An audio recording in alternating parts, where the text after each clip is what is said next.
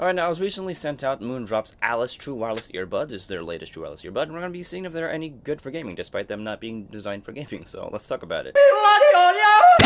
Alright, now starting with the box, in classic Moondrop fashion, we do get a waifu on the front. This one's on the flatter side, but she's still pretty cute anyway. That said, inside the box, you're going to get the earbud charging case, as well as the earbuds, of course. You also get a case for your case, just in case, a set of standard silicone tips, as well as Moondrop special spin tips. Now, you also get a manual and various pieces of paperwork, but you also get not only one, but two waifu cards in different sizes.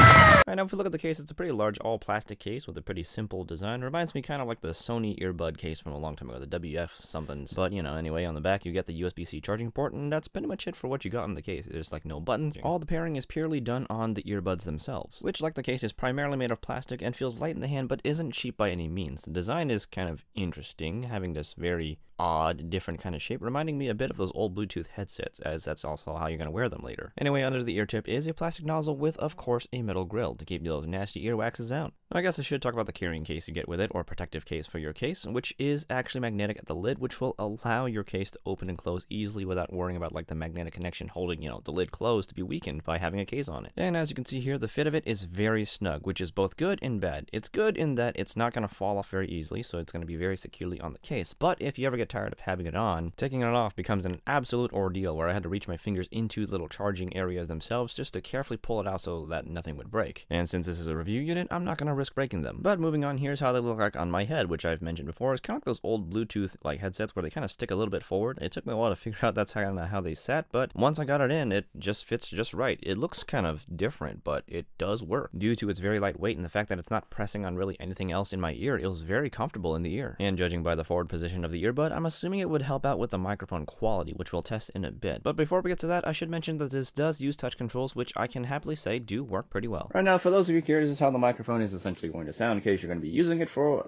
calls and whatnot. If you're going to be using it as a headset for gaming, I usually don't recommend it when it comes to like true wireless earbuds in general for gaming, just because when you do that, you enter the hands-free mode, in which case your audio quality will get degraded just so that it can fit the bandwidth for, the microphone transmissions. You can have both. So, yeah, there's that. So this is how it sounds. Alright, I don't want to get too much into the specifications of these guys because you can just read those online. I just want to go on the things that I guess like gamers would care about that I care about. So, for example, battery life, single charge, you're going to get 8 hours, which is pretty damn good. But this is definitely more in medium-ish volume or over medium, for which I used it for. But if you go maximum volume, you might drop down a whole hour to just 7 hours. But even then, that's still a lot of battery for a single charge, so that's good. If you want to charge it, you do get an extra 40 here, but what I care more about is that single charge use, and like I said, it's pretty good. Now, as for other things I care about for gaming stuff, connection. Bluetooth 5.2 is what these guys are using, so you can expect a lower latency, so that's really good. It also uses AAC, aptX, as well as SBC for its codec, so, Android users or iPhone users, you're going to be covered, essentially. If you're going to be using on, like, any other devices, it might be using SBC, but even then, it'll still fall back on that Bluetooth 5.2 for that lower latency connection, which will affect its gaming performance. Alright, now let's jump straight into the sound of these guys, and these overall have that stereotypical idea of what an audiophile sound could be, or at least to some people, the ones who don't like bass a lot, because at the bass range, you basically have just low notes. You don't really get much impact. There's like no rumble and almost no punch whatsoever. It's very, I guess, kind of boring in that range, and it makes it very clear that the star here is going to be the mids and the highs, which are more forward than the bass, obviously. So at the mid range and the high range, both are very clean and they're very clear. They both sound really good. I wouldn't say they're like super analytical by any means, because they still are kind of smooth sounding in their presentation, but they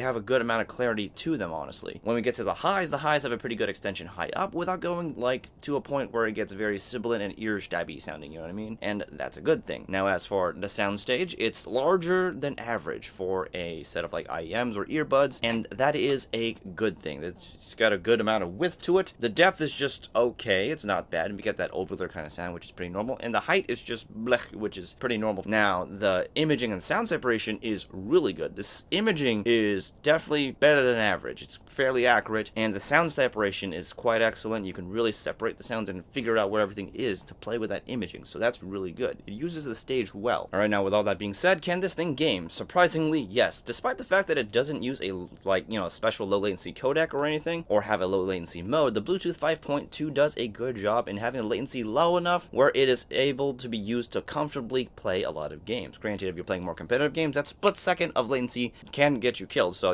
I'd focus more on playing things more casually. And this also goes for, competitive games. You want to play them more casually if you're going to do them. But even then, it's kind of unfortunate that these things don't have a special gaming mode or low latency mode, because the sound is definitely really much better tuned for competitive shooters, because it's just really good for tracking people with the way it uses imaging and sound separation, and the fact that, you know, it lacks bass to help bring those sounds out. So, you know, the sound is well tuned for competitive shooters, but due to the Bluetooth limitations, I would just be using these more casually. So, you know, if you like tracking people and you just want to play super mega casual, then you're sure go for it. Personally, I'd still go for something with like no latency, so I'd go wired for competitive shooter situations. So, you know, there is that. But if you do want to use them non-competitively, at best I think they're okay because of the lack of bass. There's just less body to the sound, but even then the mids and the highs still do a pretty good job like giving you that presentation of world. I just think that lack of bass kind of, you know, takes a hit on like the experience a little bit. But even then, it's still usable for those non-competitive situations and it's still enjoyable. But,